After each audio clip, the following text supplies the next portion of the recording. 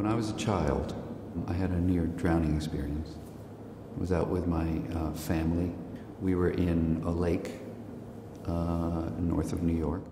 You know, we're playing around, and then he jumped first with his inner tube on and started to paddle away. And they didn't really realize that I couldn't swim.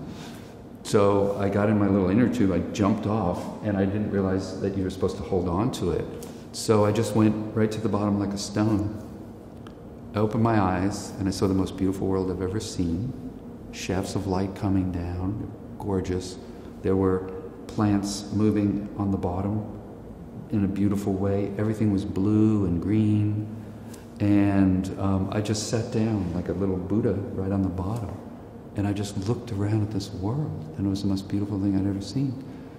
And so I was sitting there, and then all of a sudden this big hand comes down, which was my uncle, when he realized I wasn't around, and he dove in and pulled me up. And I was fighting him the whole way. And then I got up on top, and then when I realized what happened, I started crying, and then my mother and father were freaked out. And I didn't think of that for a long period of time, but I was doing something that we're doing right now. I was doing an interview with someone when I was in my early 20s, going into the 30s. And one guy said, I was explaining something at that experience. He says to me, "Oh, that's why you use so much water in your work." I said, "Uh-oh, yeah, well, maybe, yeah, you might be right."